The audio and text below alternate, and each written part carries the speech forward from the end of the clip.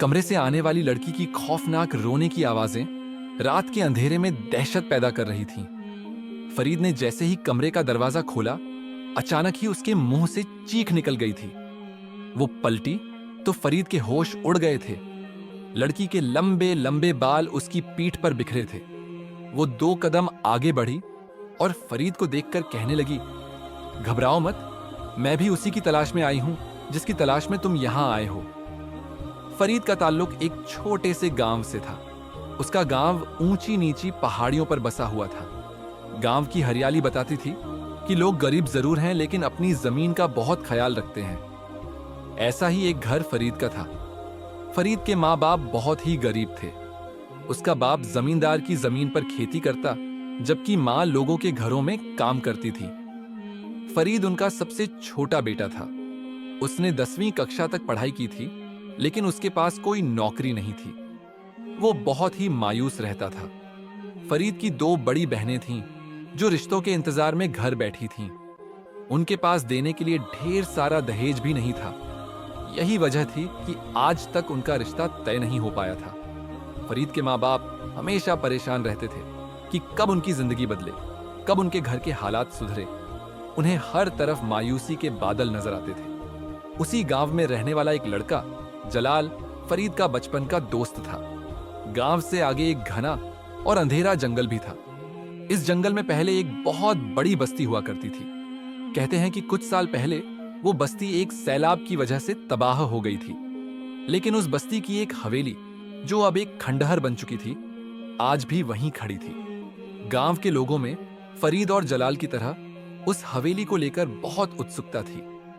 कई कहानियां उस हवेली के बारे में मशहूर थीं। सुना था कि यह हवेली एक बहुत ही अमीर आदमी की थी। अचानक मौत हो गई थी, लेकिन उसके पास ढेरों दौलत और जेवरात थे, जो उसने एक खजाने की शक्ल में हवेली के किसी कमरे में छुपा दिए थे।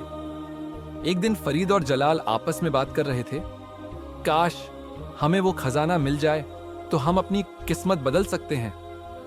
ये सुनकर फरीद बोला, कोई भी डर के मारे उस हवेली की तरफ नहीं जाता, लेकिन हमें अपनी किस्मत आजमानी चाहिए। ये बात हैरान करने वाली थी कि दोनों ने वाकई में हवेली जाने का फैसला कर लिया था। अपने सारे डर को भुलाकर उस रात वे हवेली की तरफ निकलने की तैयारी कर रहे थे। उन्होंने इस बारे में अपने घर वालों को कुछ भी नहीं बताया था।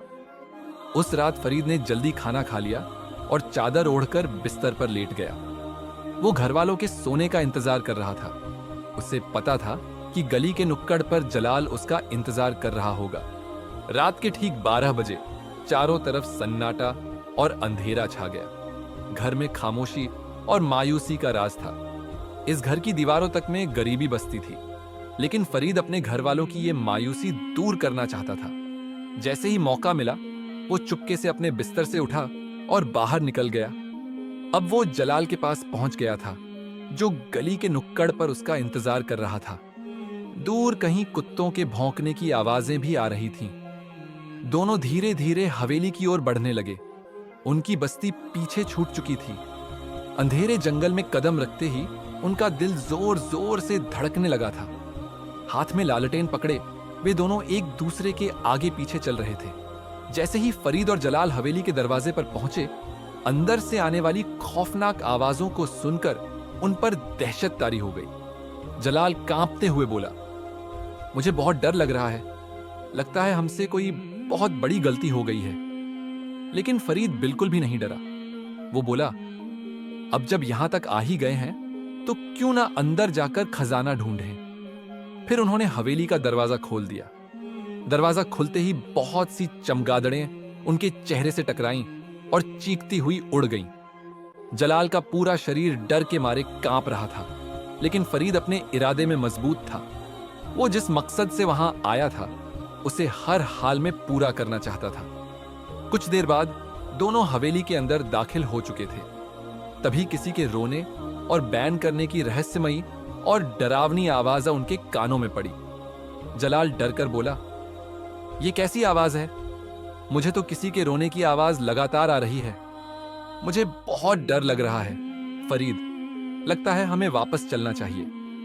लेकिन फरीद वापस नहीं जाना चाहता था। उसने जलाल को तसल्ली दी। ये आवाज ऊपर वाले कमरे से आ रही है, हमें वहां जाकर देखना चाहिए। लेकिन जलाल ने साफ इनकार कर दिया। हरगिज नहीं, मैं वापस जा रहा हूं। ऐसा लग रहा है कि डर के मारे मेरा दिल बंद हो जाएगा। मुझ में इतना हौसला नहीं है कि मैं वहां तक जाऊं। अब फरीद मायूस हो गया था। जलाल उल्टे कदमों अपने गांव की तरफ भाग निकला। अपने दोस्त फरीद को अकेला छोड़कर अब फरीद बिल्कुल अकेला, हाथ में टॉर्च लिए उस कमरे की तलाश में था जहां पर किसी लड़की के रोने की आवाजें आ रही थीं। वह धीरे धीरे सीढ़ियों पर चढ़ने लगा और ऊपरी मंजिल पर पहुंच गया। हालांकि उसका पूरा शरीर पसीने से तरबतर था और डर उसके दिल में गहराई से बैठा हुआ था, लेकिन वह फिर भी हिम्मत करके आगे बढ़ता जा रहा था। आखिरकार वह उस कमरे के सामने पहुंच गया। हवेली के बाकी कमरे भी टूटे फूटे थे। किसी का दरवाजा नहीं था तो किसी की खिड़कियां गायब थीं। लेकिन यह कमरा जहां से अजीबो-गरीब और डरावनी आवाजें आ रही थीं, उस कमरे के दरवाजे को देखकर फरीद के दिल में डर छा गया। फिर उसने हिम्मत की और हाथ बढ़ाकर उस कमरे का दरवाजा खोल दिया। कमरे में काला अंधेरा छाया हुआ था और वह टॉर्च की मदद से इधर उधर देखने की कोशिश कर रहा था। तभी टॉर्च की रोशनी सीधी पड़ी जहां एक अलमारी के सामने खड़ी लड़की उसे दिखाई दी। लड़की को देखकर उसके मुंह से चीख निकल गई थी। लड़की के बाल बहुत लंबे थे और उसने सफेद रंग का लिबास पहन रखा था। उसकी चीख पर लड़की अचानक ही पलटी थी, लेकिन फरीद हैरान रह गया। वह लड़की की खूबसूरती पर दंग रह गया था। वह तो समझ रहा था कि सामने कोई डरावनी चुड़ैल होगी जिसकी इतनी भयानक रोने की आवाजें आ रही थीं। लेकिन यह लड़की तो बेहद खूबसूरत थी। उसने तुरंत ही अपने मुंह पर हाथ रख लिया था। वह खुद भी बहुत डरी हुई नजर आ रही थी। लड़की एक अलमारी के पास खड़ी थी और उसके हाथ में एक डायरी थी। फरीद आधी रात को इस लड़की को देखकर हैरान रह गया और डरे हुए लहजे में उससे कहने लगा, कौन हो तुम और यहां क्या कर रही हो? लड़की 2 कदम चलकर उसके सामने आई और कहने लगी, घबराओ मत, मैं कोई भूत नहीं हूं, न ही कोई बुरी आत्मा, बल्कि मैं तो खुद उसकी तलाश में आई हूं जिसकी तलाश तुम्हें यहां खींच लाई है। फरीद हैरान होकर कहने लगा, क्या मतलब? तो लड़की कहने लगी, मैं भी खजाना ढूंढने आई हूं। मेरा ताल्लुक भी एक गरीब परिवार से है। मैं भी अपनी किस्मत बदलना चाहती हूं। मैं एक दूसरे गांव से आई हूं। फरीद लड़की की हिम्मत देखकर हैरान रह गया था। फिर वह उस लड़की से कहने लगा, तुम्हारे हाथ में क्या है? लड़की ने फरीद के सामने वह डायरी की और कहने लगी, यह डायरी मुझे इस अलमारी में से मिली है और इसमें लिखे हुए अजीबो-गरीब शब्दों ने मुझे चौंका दिया है। तुम देखो, इस हवेली का सारा सामान उजड़ गया है, कुछ भी बाकी नहीं बचा, लेकिन अलमारी में रखी हुई यह डायरी बिल्कुल सही सलामत है और इसमें लिखे हुए शब्द भी। फरीद यह सुनकर चौंक गया और लड़की से कहने लगा, अच्छा, मुझे दिखाओ कि इसमें क्या लिखा है। फिर फरीद ने जैसे ही वह डायरी खोलकर देखी तो उसके पैरों तले जमीन निकल गई। डायरी में लिखे हुए शब्द बड़े अजीब से थे। डायरी में लिखा था, वह खजाना तुम तब तक हासिल नहीं कर सकते जब तक मैं यहां से आजाद नहीं हो जाती, और जो एक बार इस हवेली में आ जाता है वह वापस कभी नहीं जाता। यह पढ़कर फरीद और वह लड़की दोनों ही बहुत ज्यादा डर गए थे। यही पुरानी डायरी थी और इसमें लिखी हुई ये बातें दोनों की समझ में नहीं आ रही थीं। फिर फरीद कहने लगा, हमें खजाना मिले या न मिले, लेकिन हमें यहां से आजादी चाहिए, वरना मौत हमारा इंतजार कर रही है। अब हमें यहां से निकलना ही होगा। लेकिन आखिर वो कौन है जो यहां से आजादी पाना चाहता है? लड़की खुद भी परेशान नजर आ रही थी। वह फरीद से कहने लगी, मुझे नहीं मालूम। हाँ, लेकिन इस हवेली के नीचे एक तहखाना भी है, लेकिन मुझे नहीं पता कि वह तहखाना कहां है। फरीद हैरानी से कहने लगा, तुम्हें यह बात किसने बताई? तो लड़की कहने लगी, मुझे इस हवेली के बारे में सब कुछ पता है। यह सुनकर वह और ज्यादा हैरान रह गया था। अब वह दोनों उस कमरे से बाहर आ गए थे। वह डायरी लड़की के हाथ में ही थी। धीरे धीरे वे हवेली के दरवाजे की तरफ बढ़ने लगे। वे दोनों ही यहां से बचकर बाहर निकलना चाहते थे, लेकिन अचानक हवेली का दरवाजा जोरदार आवाज के साथ बंद हो गया और सारी खिड़कियां और दरवाजे जोर जोर से बजने लगे। खौफनाक, वहशत भरे और डरावने माहौल में उन दोनों के कदम जैसे रुक गए थे। लड़की कहने लगी, हमें जल्द से जल्द वो तहखाना ढूंढना चाहिए। हो सकता है कि वहीं पर कोई राज छुपा हो। जल्दी जल्दी वे दोनों सीढ़ियां उतरने लगे। अब फरीद के हाथ में सिर्फ टॉर्च थी, लेकिन हवेली का माहौल देखकर साफ जाहिर था कि यहां कोई रहस्यमय ताकत कैद है जो इन दोनों को परेशान कर रही है और यहां से आजादी पाने के लिए बेताब है। फरीद पलटकर लड़की से कहने लगा, तुम डायरी में देखो, शायद उसमें कुछ और भी लिखा हो जिससे हमें मदद मिल जाए वो कमरा ढूंढने में। अब लड़की जल्दी जल्दी डायरी के पन्ने पलट रही थी, लेकिन डायरी से उन दोनों को कोई मदद न मिल सकी। दोनों के चेहरे पर मायूसी और परेशानी साफ झलक रही थी। वे जल्द से जल्द यहां से निकलना चाहते थे, उस आत्मा को आजादी दिलाकर, वरना उनका बचकर जाना नामुमकिन था। तभी हवेली की एक खिड़की जोरदार हवा के साथ खुली थी और उसमें से उड़ता हुआ एक सफेद कागज उस लड़की के कदमों में आ गिरा। लड़की यह देखकर डर गई थी। फरीद ने जल्दी से वह कागज उठा लिया था। कागज की तहरीर पढ़कर वह चौंक गया। उस पर लिखा था कि जिस तहखाने को तुम तलाश कर रहे हो वह इस हवेली के सबसे छोटे कमरे में है। अब उन्हें बहुत छोटा कमरा तलाश करना था। हवेली में कमरों की तादाद बहुत ज्यादा थी और उस छोटे कमरे को खोजना आसान नहीं था। लेकिन तभी लड़की ने उंगली से इशारा किया और कहने लगी, मुझे मालूम है वह छोटा कमरा कहां है। तभी उसने सामने की तरफ कदम बढ़ा दिए। फरीद भी उसकी तकीद में आगे बढ़ गया।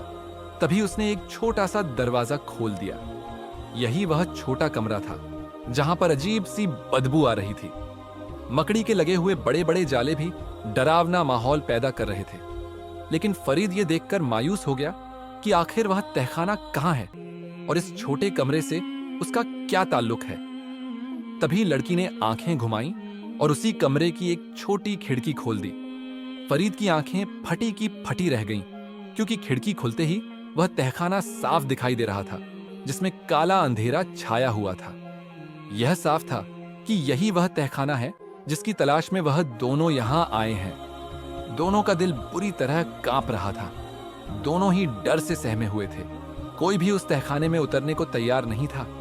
ऐसा लग रहा था जैसे वहां मौत उनका इंतजार कर रही है। लड़की ने वह डायरी मजबूती से अपने हाथों में थाम रखी थी और फिर फरीद से कहने लगी, घबराओ मत, हमें इसकी मदद करनी चाहिए। अगर हम किसी की मदद करेंगे तो शायद हमारे लिए भी आसानी हो जाए। यह सुनकर फरीद दिल में सोचने लगा, जब लड़की नहीं घबरा रही तो उसे भी डरने की जरूरत नहीं। जैसे जैसे वह दोनों तहखाने की सीढ़ियां उतर रहे थे, वैसे ही अंदर से आने वाली सिसकियों और रोने की आवाजों में इजाफा होता जा रहा था। टॉर्च मारकर फरीद तहखाने का मंजर देखने की कोशिश कर रहा था। तभी उसे वहां एक कमरा नजर आया। कमरे के दरवाजे बंद थे।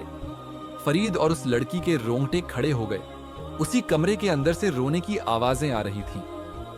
अंदर शायद कोई लड़की है, फरीद ने सोचते हुए कहा। तभी लड़की सोचते हुए कहने लगी, यह इंसानी लड़की नहीं है।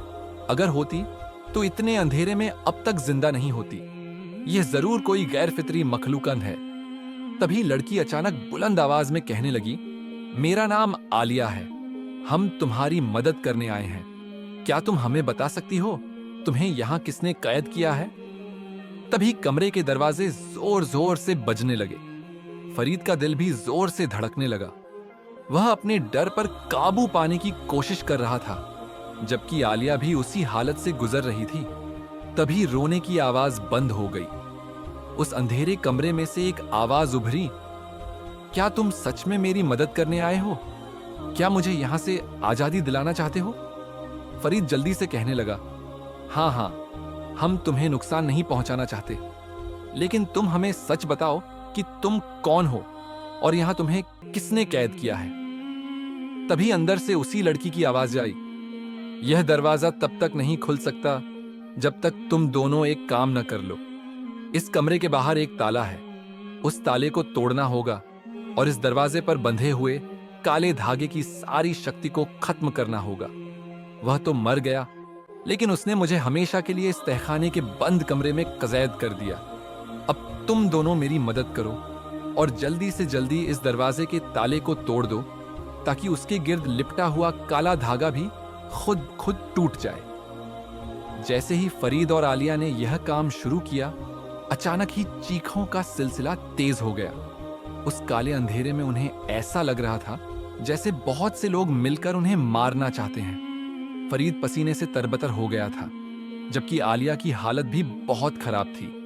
लेकिन वह हर हाल में उस लड़की की मदद करना चाहते थे जो उस कमरे में कैद थी। अचानक ही अंधेरे में एक आवाज उभरी, रुक जाओ, तुम ऐसा नहीं कर सकते। अगर यह आजाद हो गई तो तुम्हें जान से मार देगी। यह सुनते ही फरीद के हाथ रुक गए। तभी आलिया जल्दी से कहने लगी, यह आवाज सिर्फ एक धोखा है, तुम परवाह मत करो और अपना काम जारी रखो। थोड़ी देर की मेहनत के बाद आखिरकार उन्होंने उस ताले को तोड़ दिया। ताले का टूटना था कि अचानक ही कमरे का दरवाजा जोरदार आवाज के साथ खुला और एक रोशनी सी कमरे से बाहर आने लगी। तभी कोई धुएं की मानिंद उनके बीच से गुजरकर आगे की तरफ चला गया और वह दोनों पीछे हो गए। दोनों के चेहरे पर डर की कैफियत थी। आखिर यह क्या हुआ था, दोनों समझ न सके। अब हर तरफ खामोशी छा गई थी, इतनी गहरी खामोशी कि अगर पत्ता भी गिरता तो शायद आवाज सुनाई देती। आलिया कांपती आवाज में कहने लगी, हमें अब ऊपर चलना चाहिए, लगता है कि वह आजाद हो गई है। दोनों डरते डरते ऊपर की तरफ जा रहे थे। आखिरकार वह तहखाने से निकलकर ऊपर पहुंच गए। न जाने वह कौन थी और कब से वहां कैद थी, अभी तक कुछ मालूम न हो सका था।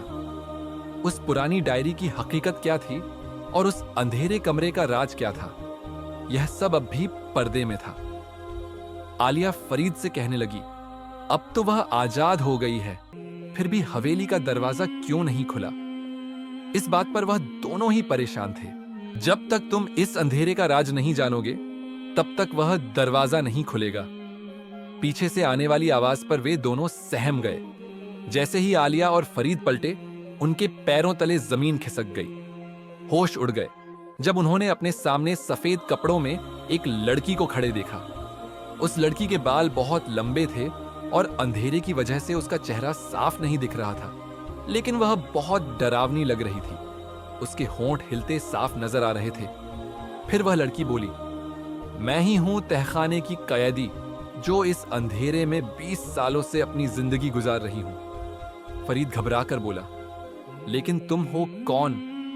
तभी वह लड़की उनके और करीब आई और कहने लगी, मैं कोई इंसानी लड़की नहीं, एक जिनजादी हूं। मुझे एक आमिल ने इस तहखाने में कैद किया था।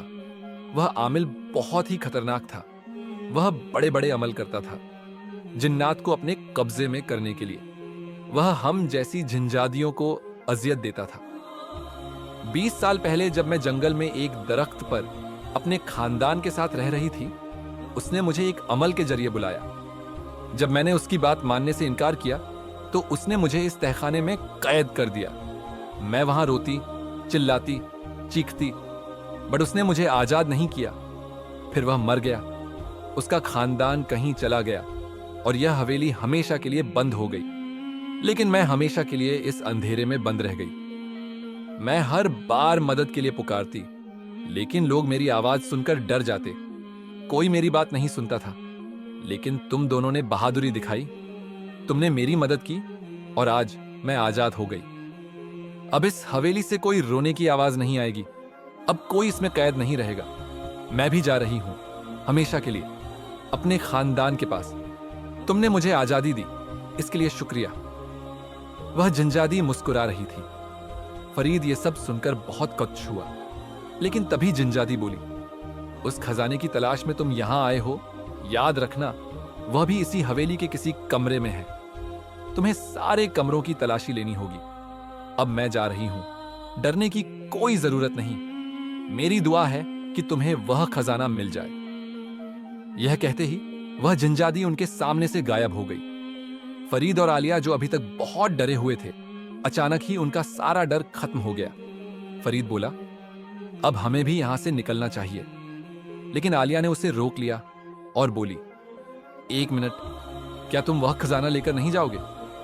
फरीद हैरानी से बोला, बहुत मुश्किल है कि वह हमें मिल जाए। हमें अपनी जान बचाकर यहां से निकल जाना चाहिए। आलिया बोली, हाँ, लेकिन अब कोई खतरा नहीं है। असल में वो डायरी जो तुम्हें मिली थी वो मेरे अब्बू की थी। यह सुनकर फरीद चौंक गया। आलिया कहने लगी, मैं सच्ची कह रही हूं, मैं ही उस आमिल की बेटी हूं। मेरे बाबा एक आमिल थे। उन्होंने जिन्नात के जरिए यह सारे अमल सीखे थे। इसी वजह से हमारी हवेली वीरान हो गई। जब बाबा का इंतकाल हुआ तो अम्मी मुझे लेकर शहर चली गई, लेकिन हर रात मुझे उस झंझादी की चीखें सुनाई देती थीं। वो आवाजें मुझे बेचैन करती थीं। जब मैंने अपनी अम्मी से ये बात की तो वो बोली, ये सब तुम्हारे बाबा के काले कामों का असर है। अगर वो यह सब ना करते तो आज हम इतने अजियत में ना होते। बेटी, जाओ उस हवेली में, उस जिंजादी की मदद करो। मैं हिम्मत करके यहां आई थी। पहले भी 2-3 बार कोशिश की, लेकिन डर लगता था। आज तुम्हारे साथ से मुझे हौसला मिला। शुक्रिया। आलिया की आंखों में आंसू थे। फरीद ये सब सुनकर हैरान था। फिर आलिया बोली, मैं जानती हूं मेरे बाबा का कमरा हवेली में कौन सा था। चलो मेरे साथ। अब फरीद उसके पीछे पीछे चलने लगा। फिर वे दोनों एक बड़े से कमरे में पहुंचे। वहां एक पुरानी सी अलमारी थी। फरीद को याद आया, यही वो कमरा था जहां से आलिया को डायरी मिली थी। आलिया ने बताया, ये डायरी मेरे बाबा की थी, लेकिन इसमें जो भी लिखा था वो बाबा ने नहीं, शायद किसी और ने लिखा था। शायद ये इशारा था कि वो जिंजादी इस हवेली में कैद है। आखिरकार आलिया ने अपने बाबा के कमरे की तलाशी शुरू की। अलमारी में रखे जेवरों से भरे डब्बे जो सोने चांदी के थे जल्दी ही मिल गए। आलिया ने वह सारे जेवर फरीद को दे दिए। फरीद हैरानी से बोला, मैं यह जेवर नहीं ले सकता। यह सब तुम्हारे बाबा के हैं, इन पर तुम्हारा हक है। लेकिन आलिया बोली, नहीं, तुमने मेरी मदद की है, इसलिए तुम इन्हें ले जाओ। मैं अपनी मां के साथ एक अच्छी जिंदगी गुजार रही हूं, मुझे इनकी जरूरत नहीं है। और वह सारे जेवर आलिया ने फरीद के हवाले कर दिए। थोड़ी ही देर बाद अचानक हवेली का दरवाजा खुद ब खुद खुल गया और उनके लिए आजादी का रास्ता भी।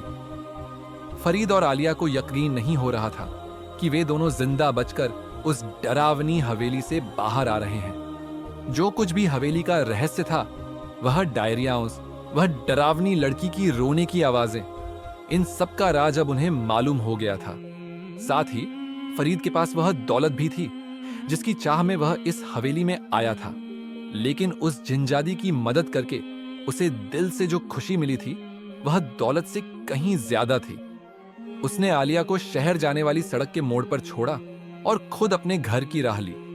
सुबह वह अपने माँ बाप को वह खजाना दिखाकर एक बड़ा सरप्राइज देना चाहता था। दूसरी ओर जलाल को पूरा यकीन था कि फरीद अब कभी हवेली से जिंदा नहीं लौटेगा। लेकिन अगली सुबह जब फरीद को अपने घर के दरवाजे पर खड़ा देखा तो वह हैरान रह गया। हैरत से बोला, तुम वहां से जिंदा कैसे आ गए? क्या तुम्हें डर नहीं लगा? वहां क्या हुआ? क्या तुम्हें खजाना मिला? उसकी बात सुनकर फरीद मुस्कुराया और बोला, नहीं, मुझे कोई खजाना नहीं मिला, लेकिन मैंने वहां एक बहुत बड़ा काम किया है जिसकी मुझे बेहद खुशी है। तुमने तो मुझे उस खतरे में अकेला छोड़ दिया और खुद जान बचाकर भाग गए। यह सुनकर जलाल शर्मिंदा हो गया। अब फरीद और उसके घर वालों की किस्मत बदल गई थी। दौलत आने के बाद उन्होंने शहर का रुख किया। वहीं शहर की एक बाजार में फरीद की मुलाकात एक लड़की से हुई। उसे देखकर वह चौंक गया। वह लड़की कोई और नहीं बल्कि आलिया थी। आलिया भी उसी शहर में अपनी मां के साथ रहती थी। उसका पिता कई साल पहले मर चुका था और उसी की वजह से यह सारा मामला हुआ था। हवेली में जो दहशत फैली थी वह भी उसके किए हुए कारनामों की वजह से थी। धीरे धीरे फरीद और आलिया के दिलों में एक दूसरे के लिए मोहब्बत पनपने लगी और फिर फरीद ने आलिया से निकाह कर लिया। उन दोनों का निकाह बहुत ही शानदार हुआ था। आलिया भी फरीद का साथ पाकर बेहद खुश थी।